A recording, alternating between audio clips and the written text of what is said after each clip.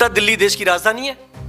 उल्टा दिल्ली में सबसे ज्यादा दंगे होते हैं। 92 में दंगा हुआ तब जब मैं छोटा था, मुझे याद है जय श्री राम के नारे हम लगा रहे थे, वहां से अल्लाह अकबर की नारे सुनाई दे रहे थे। मोदी को गाली देने में लगे थे, योगी को गाली देने में लगे थे। अबे तुमसे एक वोट ही तो मांगा है, में देख लो। तुम दिल्ली की बात चल रही है, 10 सालों से केजरीवाल, 10 सालों से केजरीवाल है। अबे एक आदमी जो झूठ पे सरकार चला रहा है, साफ साफ दिख रहा है एक एक आदमी को। में भाई साहब जहां भंडारा लगा हो ना, वहां देख लो लोग अपने जरूरी काम छोड़ के लाइनों में लगे रहेंगे, 2-2 घंटे लगा के उस भंडारे को खाएंगे। दो लोगों की हमेशा कमी नहीं रही कभी भी, जयचंदों की और एक फ्री में खाने वालों का। इस आदमी का वो है कुमार विश्वास, जो इसका तोड़ है। दिल्ली के अंदर चुनावों की तारीख नजदीक है, ऐसे में योगी आदित्यनाथ की रैली का सिलसिला लगातार दिल्ली के अंदर चल रहा है। वहीं योगी आदित्यनाथ ने अपना फेमस नारा बटोगे तो कटोगे का इस्तेमाल दिल्ली के चुनाव में भी करना शुरू कर दिया है। वहीं दूसरी तरफ केजरीवाल जी अपनी फ्री की रेवड़ी बांटने में लगे हुए हैं। इसी पर बातचीत करने के लिए आज दिल्ली के जो निवासी हैं और जो कई सालों से दिल्ली की पॉलिटिक्स को देख रहे हैं और किसान आंदोलन का भी हिस्सा रहे हैं, हमारे साथ मदन जी मौजूद हैं। इनसे बातचीत करेंगे। मदन जी, बहुत बहुत स्वागत है पहले तो आपका हमारे चैनल पर। लेकिन जो अभी दिल्ली का माहौल है और बटोगे तो कटोगे की नारे की जो एंट्री दिल्ली के अंदर हुई है, आपको क्या लगता है इसका क्या प्रभाव पड़ेगा? क्या हिंदुओं को इकट्ठा करने की कोशिश हो रही है? क्या एक विशेष समुदाय को टारगेट करने की कोशिश हो रही है? इससे कोई लाभ होगा बीजेपी को? देखो, ये जो नारा दिया था ना, ये किसी लाभ के लिए नहीं दिया है। जो सच्चाई है ना, योगी जी ने वो सच्चाई बताई है कि देश को जरूरत है इस सच्चाई को जानने की।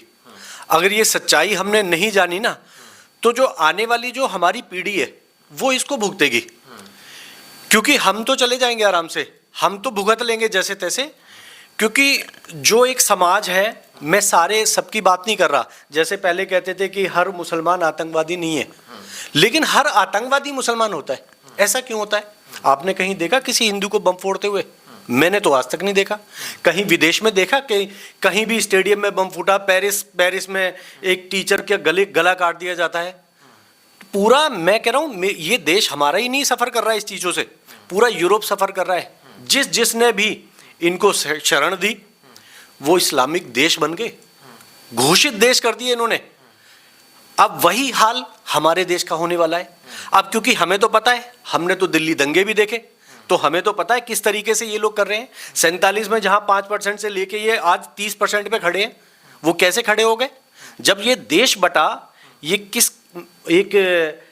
किस बात पे बटा था कि हिंदू इस देश में रहेंगे और मुसलमान वहां जाएगा, इसी बात पे तो बटा था। तो आप क्या कर रहे हो इस देश में? सबसे पहली बात ये थी। लेकिन चलो ठीक है, क्योंकि हिंदू है ना तो हम एक्सेप्ट कर लेते हैं, ठीक है ना। हमने वो कभी जाना ही नहीं कि जी हम रहेंगे। हमारा तो ये था कि सबको लेके चलना है, सबको लेके, ठीक है। अब उस चीज का फायदा उठाया जा रहा है। आपने देखा अंकित शर्मा को किस तरीके से भाई साहब काट के और उसको पत्थरों से दबा दिया, उसकी लाश को। कितनी मौतें हुई? करीब 50-60 मौतें हुई। और मैं कह रहा हूं इतना डर था कि पुलिस भी डर रही थी इनसे। और आप उस मोहल्ले में जाके देख लो, और एक हिंदू के मोहल्ले में जाके देख लेना, एक मुसलमान के त्योहार में जाके देख लेना, वहां किस तरीके से त्योहार मनाया जाता है, और एक हिंदू के त्योहार में जाके देख लेना, वहां पुलिस कितनी शांत खड़ी रहती है। उसे कोई डर नहीं रहता कि यहाँ पे दंगे होंगे। तो ये सब कहने की जरूरत कैसे पड़ी भाई? ये माहौल बनाया है ना, या तो आपने बनाया, या आपके मदरसों ने बनाया, या आपके नेताओं ने बनाया। आपका यूज कर, मैं नहीं कह रहा, मेरे भी कई दोस्त हैं मुसलमान यार, मैं नहीं कह रहा कि सारे मुसलमान ऐसे हैं, लेकिन जो मुसलमान मदरसा जाता है वो हर मुसलमान, कोई भी एक सिंगल मुसलमान की बात कर रहा हूं मैं, वो इस देश का नहीं है, वो इस देश के बारे में नहीं सोच रहा है। हर मुसलमान सोच रहा है कि ज्यादा से ज्यादा बच्चे करो, ज्यादा से ज्यादा वोट बैंक बढ़ाओ और इस देश पे कब्जा कर लो। दिल्ली में क्या जरूरत थी इस नारे की? दिल्ली के अंदर कौन सा हिंदुओं को दिक्कत आ रही है? ऐसा क्या हुआ दिल्ली में कि योगी जी को आकर कहना पड़ा? दिल्ली देश में नहीं है तो भारत में ही। उल्टा दिल्ली देश की राजधानी है। उल्टा दिल्ली में सबसे ज्यादा दंगे होते हैं। चाहे वो अयोध्या का दंगा हुआ, जब मंदिर टूटा था तब दंगा देखो, 92 में दंगा हुआ तब जब मैं छोटा था, मुझे याद है जय श्री राम के नारे हम लगा रहे थे, वहां से अल्लाह अकबर की नारे सुनाई दे रहे थे। तो दंगे तो हमने शुरू से देखे दिल्ली में। दिल्ली को तो ज्यादा जरूरत है इस नारे की जानने की। अगर ये नारा नहीं जाना ना कि ये नारा योगी जी ने क्यों दिया है, भाई साहब इतना मैं अपने लिए नहीं लड़ रहा, मुझे शौक नहीं है, मैं तो कर लूंगा, लेकिन जो मेरे बच्चे हैं ना, जब वो बड़े होंगे तो कोसेंगे हमें कि चला ऐसा हिंदुस्तान देके गए तो तुम हमें, ये चीजें करके गए तो तुम हमारे लिए। अभी कम से कम जब तुम्हें दिख रहा था, साफ साफ दिख रहा था कि देश के दुश्मन तुम्हारे बीच में खड़े हुए हैं, और तुम क्या कर रहे थे? तुम कमाने में लगे थे, तुम्हें मोदी को गाली देने में लगे थे, योगी को गाली देने में लगे थे। अबे तुमसे एक वोट ही तो मांगा है, तुम वोट दे दो, वो आदमी काम करने को तैयार है, वो आदमी देखेगा कि कैसे तुम्हारी नस्लें जो हैं सुरक्षित रहेंगी। तुमने वोट भी नहीं दी उसको यार, तुमने ऐसे लोगों के हवाले देश कर दिया। दिल्ली में देख लो, दिल्ली की बात चल रही है, 10 सालों से केजरीवाल 10 सालों से केजरीवाल है। अबे एक आदमी जो झूठ पे सरकार चला रहा है, साफ साफ दिख रहा है एक एक आदमी को, बस इसलिए क्योंकि वो फ्री की रेवड़ी बांट रहा है। इस देश में भाई साहब जहां भंडारा लगा हो ना, वहां देख लो लोग अपने जरूरी काम छोड़ के लाइनों में लगे रहेंगे, 2-2 घंटे लगा के उस भंडारे को खाएंगे क्योंकि फ्री में मिल रहा है। अबे ऐसे थोड़ी देश चलेगा यार, ऐसे तो तुम इसको भी दोबारा गुलाम कर दोगे। मुझे पता है कि ये देश इसलिए ही गुलाम हुआ है, इस देश में 2 लोगों की हमेशा कमी नहीं रही कभी भी, जयचंदों की और एक फ्री में खाने वालों की। हम उसके पीछे कुछ भी करने को तैयार हैं। मैं कहता हूं यहां से अगर पाकिस्तान का भी प्रधानमंत्री चुनाव लड़े ना, और वो ये कहते मैं सबको 10-10 लाख रुपए दे दूंगा, भाई साहब मैं कह रहा हूं वो इतनी वोटों से जीत जाएगा, केजरीवाल भी खत्म हो जाएगा। तो ऐसा मेरा देश है यार, मैं क्या करूं इन लोगों को बताऊं। अब मुझे मजबूरी में कहना पड़ रहा है, आएगा तो वही केजरीवाल। अबे जब सारा इन्होंने रोहिंग्या मुसलमान बसा दिया वोट बैंक के चक्कर में, मुसलमान, ठीक है जी, वोट बैंक बढ़ा दिया इन्होंने अपना, फ्री का वो दे दिया इन्होंने कि जी फ्री में पानी, फ्री में लाइट। अबे तुम कितने की बिजली फूक लोगे, या फूकते थे 1000 रुपए की, 1500 रुपए की, कितने का पानी फूकते थे? 100 रुपए, 150, 200 रुपए के बिल आते थे मुश्किल से। पानी का कभी बिल देखा है? मैं कहता हूँ मीटर ही नहीं है पानी के, तो जबरदस्ती बस उसका प्रचार करना है कि मैंने फ्री में दे दी। कितनी औरतें दिल्ली की जो बसों में वो करती हैं यात्राएं, अबे ज्यादा तबका तो जेंट्स करता है, ठीक है ना। अब तुमने केवल उसका प्रचार इतना कर दिया, इस आदमी में दिमाग इतना है, उसको दिमाग से खेल रहा है, इसने वो चीजों का प्रचार कर दिया जो ज्यादा दिखे। अब यमुना की बात आ गई, कर लो यमुना में जाके, इसने बोला मैं सबसे पहले की बात कर रहा हूं, इसने कहा था यमुना साफ करेंगे, दूसरी बार फिर कहा यमुना साफ करेंगे, अबे तीसरी बार भी वो सेम चीज कर रहा है। और मैं तो आज तक पे डायरेक्ट इसका लाइव सुना था, भाई साहब खुद कह रहा है कि मैंने सड़कों का वादा किया था, मैंने यमुना का वादा किया था, मैंने टूटी से नल पहुंचाने का वादा किया था, और मैं तीनों काम नहीं कर पाया, लेकिन मुझे 5 साल और दे दो, मैं करके दिखा दूंगा। पिछली बार भी ऐसी 5 साल है ना। अबे एक आदमी तुमसे झूठ पे झूठ बोले जा रहा है और फिर खुद बता भी रहा है कि मैंने झूठ बोला था, लेकिन मैं अब सच बोल रहा हूं। अंधे हो क्या साले? है तुम्हें दिखाई नहीं देता है कि एक आदमी तुम्हें लूट रहा है? इसने पूरी दिल्ली को साला शराब में इसने डुबा दिया। कौन दे रहा है एक पे एक फ्री? अभी एक विधायक हैं केजरीवाल जी का, मातुल्ला खां, उनकी हरकत और उनके बेटे की हरकत सामने आई है। हाँ मैंने सुना था पेट्रोल पंप पे जिस तरीके से उन्होंने वो किया, उससे पहले भी किया था, ठीक है। अब सोचो यही वही अमानतुल्लाह खां है जो दिल्ली दंगों में भी शामिल थे भाई साहब, ठीक है, शाहीन बाग में शामिल थे ये भाई साहब, ठीक है ना। अब एक आदमी पे जिस पे दंगों का इस पे आरोप लगा हो, जिसका बच्चा सरेआम पुलिस को अपनी दबंगई दिखा रहा हो, मैं विधायक का बेटा हूं, ये लोग आपकी दिल्ली का विकास करेंगे? ऐसे लोगों को, जो केजरीवाल ये कहता था कि अगर मेरा एक भी विधायक, मेरा एक भी निगम पार्षद, या मैं खुद अगर कहीं बेईमानी में पकड़ा जाता हूं तो सुनवाई बाद में होगी, सबसे पहले उसको ये पद छोड़ना पड़ेगा, ठीक है ना। तो उसके किसी विधायक ने छोड़ा ना, उसने खुद छोड़ा, जेल में रह के सरकार चलाई उसने पूरी, जब तक उसकी क्षमता थी। वो तो जब देखा कि अब चुनाव आने वाले हैं, अगर मैं यहां से, क्योंकि सुप्रीम कोर्ट ने बोल दिया कि भाई तो साइन तो नहीं कर पाएगा, अब क्योंकि फ्री की रेवड़ी बट नहीं पाएगी, अब मैं तो जेल में हूं। क्या किया फटाफट से, आतिशी को मुख्यमंत्री बना दिया कि फ्री की जो रेवड़ी है उस पर साइन करना है तुझे फटाफट जाके, टेम्परेरी, और तुरंत बोल दिया कि टेम्परेरी है, और उसको भी बताना पड़ गया था। और फिर बाद में जब पूछा कि इस बार मुख्यमंत्री बनूंगा, मैं ही बनूंगा, मेरे नाम पे शर्माई देखो इस देश में, मतलब एक मुख्यमंत्री की, कि एक आदमी जो घोटालों में जेल में बंद रह के आया यार 1 साल से ऊपर, और वो आदमी दोबारा आपसे वोट मांगने आया है, और आप ऐसे इतने घटिया यार, ऐसी घटिया मेरे देश के मतलब दिल्ली के लोग हो गए। देश तो क्या बोलूं, देश तो मेरे देश में तो राजस्थान भी है, मेरे देश में तो उत्तर प्रदेश भी है, मेरे देश में तो मध्य प्रदेश भी है, तो मैं सबको नहीं बोल सकता, लेकिन दिल्ली का देखो, जो दिल्ली ये कही जाती थी कि दिल्ली दिलवालों की, आप देख लो आज कैसे यार, मतलब कितने घटिया वालों की दिल्ली हो गई है। क्या करूं मैं इनका, कैसे कह दूं मोदी जी से कि यार मोदी जी आप मतलब कि भाई हाँ संभाल लेना सब, कैसे संभाल लेंगे। अभी जब तुम उनके हाथ मजबूत नहीं करोगे, वो कैसे देश को मजबूत करेंगे यार एक आदमी है। और दिल्ली में ही नहीं कर पा रहे, मतलब दिल्ली इस देश की राजधानी है। एक आदमी 74 साल का आदमी जो दर दर, मैं कह रहा हूं, अभी एक था, एक ने बोला कि भाई एक इतने प्रधानमंत्री को होके और एक विधायक के चुनाव में प्रचार क्यों करना चाहिए। अबे तुम उसका दूसरा पॉइंट लो ना, कि एक आदमी इतनी उम्र में आके प्रधानमंत्री पद पे आके काम कर रहा है, तुम्हारे बीच में आ रहा वोट मांगने के लिए, उसका वो क्यों नहीं देखते। अबे उसका फोकस देखो, उसका काम करने की एनर्जी देखो, वो क्यों नहीं देख पा रहे तुम लोग। तुमने केवल नेगेटिव ढूंढते हो उसमें। अबे वो कह रहे हैं तुम दिल्ली को जिताओ, जब तक दिल्ली नहीं जीतेगी तो देश को कैसे जीत पाएंगे हम यार, कैसे बदलेंगे। एक आदमी तुम्हें 10 सालों से पागल बना रहा है, तुम यार पागल बने जा रहे हो क्योंकि बस तुम्हारे 1000 रुपए बच रहे हैं इसीलिए। तो ऐसे थोड़ी चलेगा यार। वो तो ये कहते हैं योगी जी उत्तर प्रदेश में ना स्कूल सही कर पाए हैं सरकारी, योगी जी ना बिजली फ्री दे पाए हैं, सबसे महंगी बिजली उत्तर प्रदेश में मिलती है।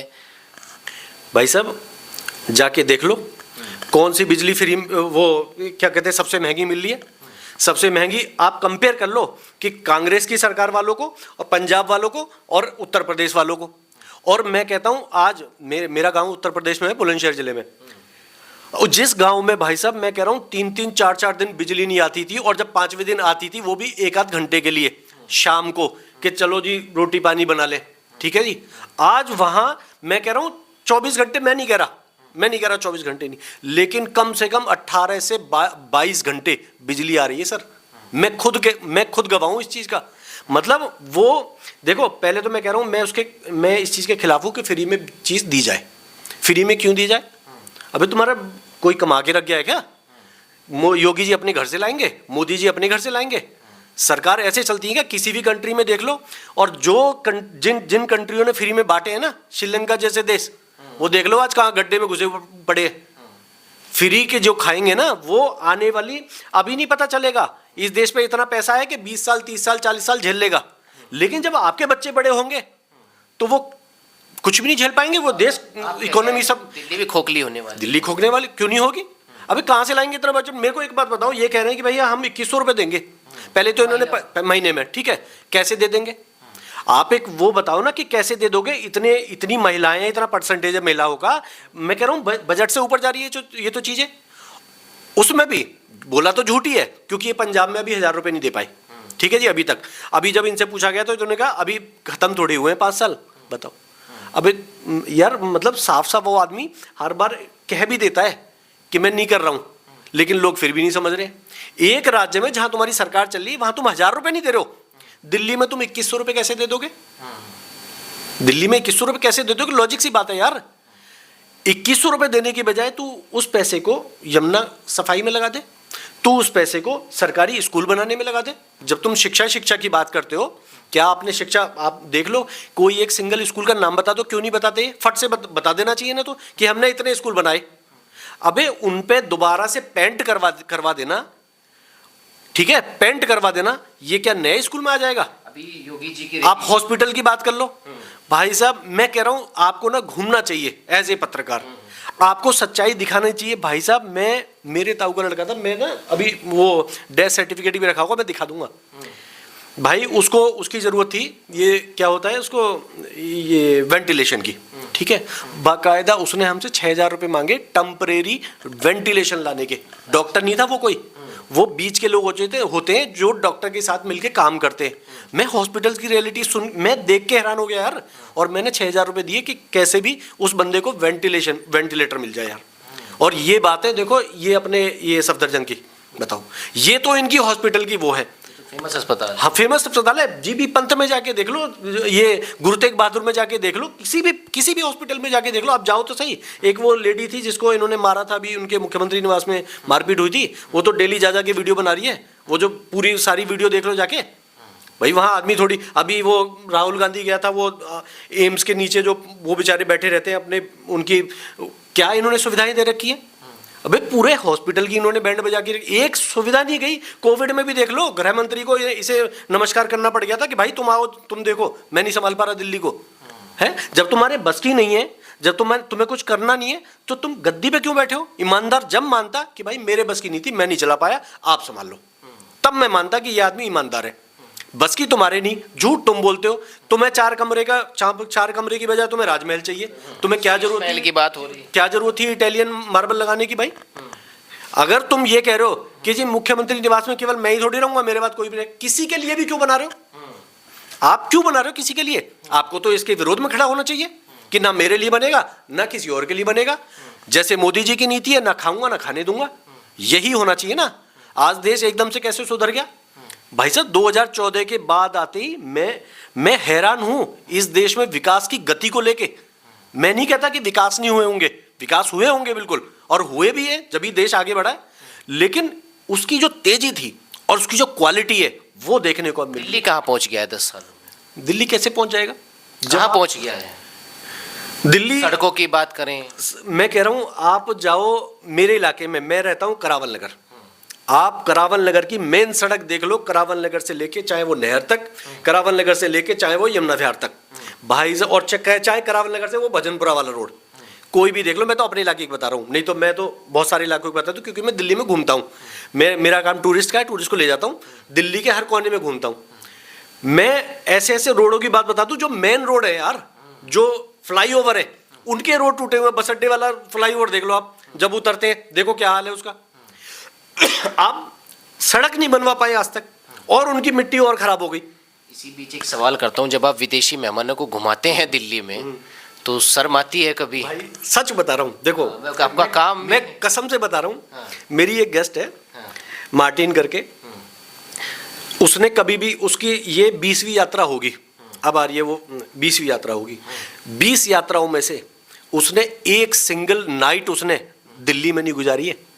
उसने कहा था मैंने एक बार गुजारी थी, मैंने सबसे पहले, और मुझे हर बार डर लगता है दिल्ली में। एक तो पॉल्यूशन, वो एक उसकी मेन वजह थी। कह रही वो दिल्ली में है क्या यार, ना तो दिल्ली में ढंग से तुम चल सकते, तो इतना है। रुकती है वो सीधा फ्लाइट ली, सीधा जहां जाना है उसे पहली सिटी जो उसकी होती है। अब दिल्ली में मजबूरी है क्योंकि उतरना है, फ्लाइट इंटरनेशनल फ्लाइट यहीं आती है, तुरंत वहां से फ्लाइट लेके गाड़ी लेके तुरंत जो दूसरी सिटी होगी उसकी वहां जाती है सीधा। मैं कहता यार अब इतनी तो बुरी नहीं है दिल्ली। कह रही नहीं, मैं दिल्ली में नहीं रुक सकती, मुझे तो ऐसा फील होता है कि जैसे कहाँ मैं घुटन में रह रही हूँ। तो मतलब एक मोन्यूमेंट जाम की स्थिति देख लो, और वो जाम किस लिए लगता है? जाम इसलिए लगता है क्योंकि आपने सड़कों पे अच्छा ध्यान नहीं दिया। जाम इसलिए लगता है क्योंकि ट्रैफिक का एक अच्छा कॉम्बिनेशन नहीं है, ठीक है। जाम इसलिए लगता है, अब जाके जामा मस्जिद वाली जगह देख लो आप, जितनी भी भाई साहब बुरा हाल है। मैं कहता हूँ आप अगर 2 घंटे से पहले निकल जाओ तो स्थिति ऐसी आई क्यों? क्योंकि आपने ध्यान नहीं दिया, क्योंकि आपने विकास नहीं किया। आप चले गए शराब बेचने में, क्योंकि आपको बिजली फ्री देनी है। इस बार केजरीवाल आए, एक के साथ 2 फ्री मिलेंगी, अभी तो एक के साथ एक 4 भी दे देगा मेरे भाई, वो तो 4 भी दे देगा, क्योंकि बिजली फ्री देनी है, क्योंकि 2100 रुपये भी देने हैं अब तो 4 देनी पड़ेंगी। तो ये पैसा कैसे कमेगा? पैसा ऐसे ही तो कमेगा, वहां से उठाना है पैसा दबा के, और फिर ये फ्री की रेवड़ी बांटनी है। भाई चालू आदमी है, IT का बंदा है, तो इसने पूरा हिसाब किताब लगा लिया है कि अगर बाई चांस देने पड़ गए, वह पहले तो देगा नहीं, क्योंकि झूठ बोलने में माहिर है। सबको पता है कि जब पंजाब में नहीं दिए तो यहाँ कैसे दे देगा, ठीक है। और देने पड़ गए बाई चांस, तो वो पैसा आएगा कहाँ से? क्या होना चाहिए इस बार दिल्ली में? योगी जी की भी एंट्री इस बार के चुनाव में हुई है। देखो बदलाव तो होने चाहिए, पहले भी हमने कहा था होना तो बहुत कुछ चाहिए, लेकिन मुझे पता है कि दिल्ली के लोग थोड़ी बदले हैं। जनसंख्या तो वही है, रहने वाले तो वही है, रेवड़ी खाने वाले तो वही है, भंडारों में खाने वाले तो वही हैं, ठीक है। तो उनको कहाँ ले जाओगे यार? उनको कैसे बदलोगे? वो नहीं बदलने वाले। दिक्कत यहाँ आ रही है, मतलब उन्हें साफ पता है कि हमारे आने वाले बच्चे इसको सफ़र करेंगे, इन चीज़ों को वो भुगतेंगे। इस जो फ्री की रेवड़ी ये खा रहे हैं ना, वो कहते नहीं है कि माँ बाप के कर्म बच्चों के आगे आते हैं, वो हिसाब होगा। तो मैं कह रहा हूँ अगर नहीं करा ना अभी बदलाव, तो ये दिल्ली जो है ना बहुत पीछे चली जाएगी, बहुत पीछे। और ये दिल्ली वाले इतना रोएंगे बहुत ज़्यादा यार। ये जोंक है भाई साहब, ये आदमी जो कहते नहीं है, मतलब जो दीमक जो होती है, दीमक लग गई एक बार, ये धीरे धीरे खा रहा है उसको। एक आदमी, तुम्हें शर्म आनी चाहिए यार दिल्ली के लोग यार, मतलब एक आदमी जो ये कह रहा है वक्फ बोर्ड की मीटिंग में, ये कह रहा है कि कितना भी आपको जरूरत होगी पैसे की, कैसे भी मैं खड़ा हूं। एक आदमी जो खालिस्तानियों के साथ खड़ा हो रहा है, एक आदमी जो खालिस्तानियों के साथ खा रहा है, चाहे वो कनाडा में खा रहा हो, चाहे ये इसमें अपना जो अभी हुए थे किसान आंदोलन उसमें खा रहा हो, खालिस्तानियों के सामने खड़ा है। पंजाब में खालिस्तानी बताओ सांसद बन जाता है। अबे कैसा देश है ये? क्या हो गया इन देश वालों को? इसीलिए आज़ादी मिली थी हमें। अबे कितनी मुश्किल से आज़ादी मिली, कितने लोग मरे हैं। अगर क्या आप भी चाहते हैं कि दिल्ली के सीएम योगी जी बने?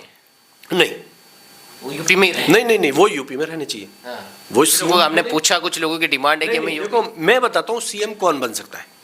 एक आदमी बस मेरी नज़र में, अगर वो सीएम आ गया, अगर बीजेपी ने उसको लेके अनाउंसमेंट भी कर दिया ना, तो भी जीत जाएंगे और वो राजी हो जाए। आप गैस कर सकते हो? आप नहीं पता, ये तो जनता को भी इंतजार होगा। ये बीजेपी का सीएम ढूंढने का तो जनता, इस आदमी का वो है कुमार विश्वास, जो इसका तोड़ है।